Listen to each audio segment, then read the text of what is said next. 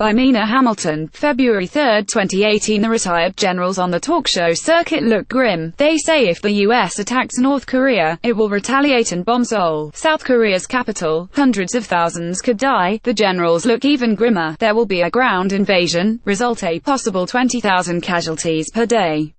No one mentions the X factor. James Mattis, H.R. McMaster, Rex Tillerson, John Kelly, Nickki Haley, not a peep from them either. In his State of the Union address, the president lingers on the gruesome death of Otto Warmbier, promises resolve.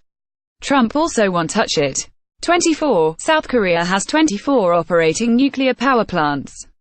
Fact: all of the recent U.S. coalition wars have involved countries where there were no, repeat no, large, operating nuclear power plants: Iraq, Afghanistan, Syria, Yemen, Somalia, and Libya. None of them has any large, commercial nuclear reactors at the time of these wars, thus bombing missions, for all the hideous destructiveness, have not put at risk the huge amounts of cesium-137, strontium-90 and other deadly radioactive contaminants in reactor cores.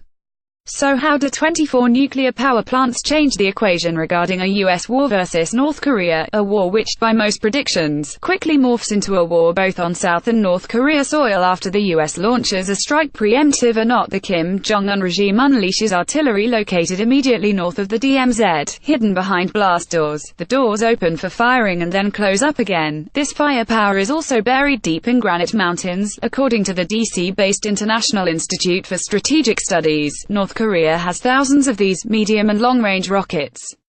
Presumably, the U.S. bombers some nuclear armed tightly massed in Guam, the hundreds of Tomahawk ballistic missiles aboard U.S. nuclear submarines and destroyers, the huge arsenal of bombs aboard U.S. aircraft carriers, plus an array of Japanese and South Korean fighter jets, would indeed constitute the fire and fury which President Trump has so famously described. The border and key North Korean cities are immediately pulverized, yet, even if the North Korean artillery could be 80 to 90% neutered, still, there would be a counterstrike of some sort. Where do the artillery and rockets land? Well within range is the busy metropolis of Seoul and environs, population 25.6 million. This fact alone ought to drive all sides to the negotiation table pronto, but there is more.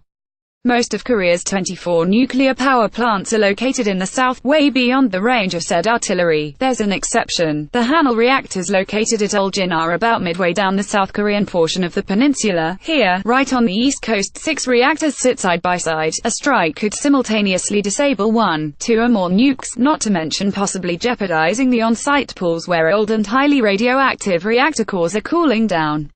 Estimates are that the North's artillery range is about 100 miles. If that range is accurate, then Kim Jong Un's rockets would just barely fall short of the Hanul complex. Ulsan is about 110 miles from the DMZ. It's not just a direct hit that could compromise the Hanul nukes. A North Korea strike on Seoul and other South Korean cities could, either deliberately or by accident, take out electric substations, high-voltage transmission lines and/or other key aspects of the electric power grid. Sounds unlikely? Well, it's exactly what happened during the first year of the 2003 war in Iraq. Baghdad was without regular electricity for months. The power would flicker on for a few moments, flicker off, then there would be a blackout for the next 22 or so hours. There's a big difference between Iraq and Korea. The electrical grid in Iraq had been badly degraded by 2 wars, plus years of harsh UN sanctions, but ask any of the people who lived or are currently living in the midst of long-term war, say in Aleppo or Sana'a, for them regular electricity is a fond and distant memory. The mind balks at the image of a huge nuclear power plant in the midst of a rubblized city. The mind screams no, the chaos of war doesn't jibe with these delicate and complex machines that require near perfection of both operating components and of personnel. Besides, we already know what happens to a big nuclear power plant when the grid goes out. It's called Fukushima. In that case, an earthquake and a tsunami cut off power, jeopardizing the reactor's core cooling systems. Presto, a flat-out emergency. The emergency backup diesel generators had to kick in. The generators did not kick in, they were flooded. Result: 3 core meltdowns. And reactors that, to this day, are still pouring deadly radioactivity into the environment. Okay, that was Fukushima. Why assume history will repeat itself? Sometimes it does, sometimes it doesn't. Backup generators might work perfectly at Hanul. After all, South Korea is one of the most highly industrialized, tech-savvy countries on the planet. Besides, post-Fukushima, electric utilities around the world made changes that assure even more reliability and redundancy for backup systems. Right, reactors now have emergency diesel generators that won't go the way of Fukushima. Yet, even if all backup systems in a nuclear power plant work exactly as planned, there's always the something that wasn't planned. There's one little bolt that might shear off. South Korea is the country where back in 2013 a scandal rocked the nuclear industry. According to World Nuclear News, over 100 people were indicted for falsifying safety certificates. The substandard parts included control cables vital to emergency shutdown procedures. The CEO of Korea Electric and Power Company, who had received a huge bribe, was forced to resign. Later that year there were 4 more top executives at the same company accused of taking bribes. None of this is particularly inspiring regarding the current state of Korea's nukes.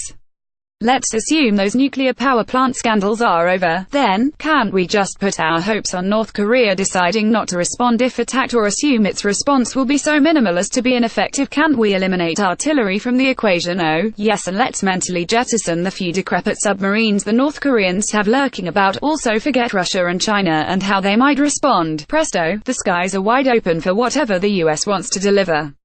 Sorry, no go. It's not worth the risk. A disaster at a nuclear reactor in Korea would be an utter catastrophe for Korea, its citizens, and its land. It would also be a catastrophe for the planet. The Sea of Japan with its rich harvest of shrimp, tuna, and other fish would be at risk. Japan itself could be at risk. Depending upon which way the winds were blowing, dangerous contaminants could head north towards Russia, then sweep across the Pacific towards the coast of Alaska and then on down to California. Citizens of the planet need to look this threat stark in the face. Ignoring the threat is the worst we can do. The generals must start thinking about it.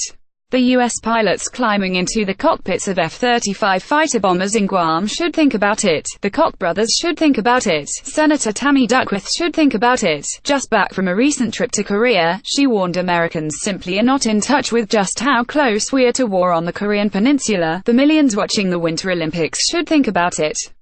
Bernie should think about it. John Lewis and Kamala Harris and Elizabeth Warren should think about it. We all, great and small, must think about it.